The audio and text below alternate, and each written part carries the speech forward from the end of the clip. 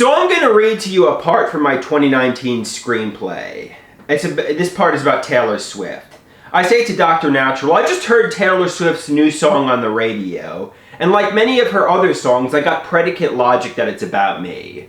I play the song for Dr. Natural. He says, Taylor Swift is responding to the public, to her fan base, not to you as an individual. Yes, predicate logic. Good catch. I say, then I Googled her name. I discovered she has a boyfriend. I think, okay, maybe she's fooling the public. Maybe the relationship is fake. Maybe she really wants to date me. Or maybe she just wants to be my friend, to be in my band and work on my movie and screenplay with me. Joking. I can't date her anyway. After all, she's 5'11" and I'm only 5'9". A man can't date somebody who's 2 inches taller than him. Dr. Natural laughs. The reason you can't date her is it's a delusion. I say, I really want to believe she knows me and she's viewing me. He says, it's disappointing to realize your thoughts about her are a daydream rather than reality. Hard to bear that. I say, then I get angry. Why did Taylor Swift have such a good life while I suffered so much? She was famous since she was like 18 years old with lots of money and friends, while I'm struggling with a mental illness at 31 years old. I've wasted my life up until this point. Dr. Natural says life isn't fair. It's a hard pill to swallow. I say that's why people like to believe in God, I think. So what Taylor Swift is so much more successful than me? She's greedy, selfish, and a bad person, while I'm good. Taylor Swift is going to hell, while I'm going to heaven. Dr. Natural doesn't say a word and just laughs to himself. I say some people get lucky when they obtain success. Some even obtain it at a young age. I was very unlucky, so I made my own luck. My upcoming success I earned the hard way. I guess I'll appreciate it more since I had to work for it. It also took me a long time to succeed. 5 minutes later, I start talking to Dr. Natural about something else. I say I went to a fancy restaurant with my family in a wealthy area. Rich and snobby people intimidate me. After we went to a Starbucks. You know, I felt low class, inferior, and flawed in comparison to these wealthy people. I don't relate to the blue-collar lifestyle either.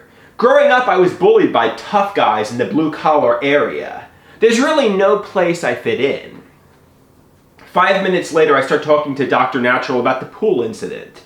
I say, I was in a pool with my mother. We were having a nice time. Then 2 birds began to mate. My mom asks, what are they doing? Are they playing? I began to get angry. Sex is natural. Did my mom make me go against nature by preventing me from having sex? Did my mom have me in a metaphorical chastity belt? Dr. Natural says no. Extreme social anxiety and agoraphobia are why you lost time, which stems from school bullying. Even if your mom literally had you in a chastity belt and took it off, you still wouldn't know how to meet a woman.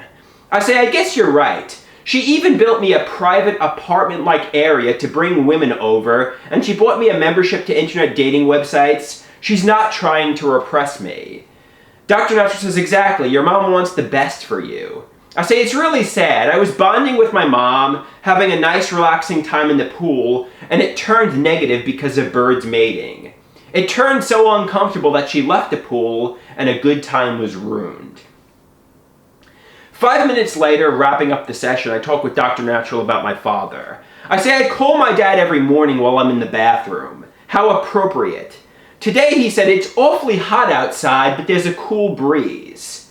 This is similar to lyrics about Syd Barrett from Pink Floyd, who was a mentally ill drug addict. The lyrics are, it's awfully considerate from Jug Band Blues, and cool breezes from Wish You Were Here. It got me angry. Syd's a loser. I'm so much cooler than a reckless rock star. Dr. Natural asks, did you confront him about this? I say no. Then I begin to fear, when my father said I was like Roger Waters from The Wall, did he really mean I was like Syd Barrett? Was my father calling me Syd Barrett? Dr. Natural says it might be predicate logic. It's awfully hot isn't necessarily it's awfully considerate, and cool breeze on a warm day isn't necessarily a lyric from Wish You Were Here. I say, I get really angry. I feel like my father is calling me a defective and damaged person. In many ways, I'm more functional and mature than my father. Dr. Natural says, joking, okay, time's up. I don't give advice for free. I say, see you next week, Dr. Natural. Hopefully I make it home safely.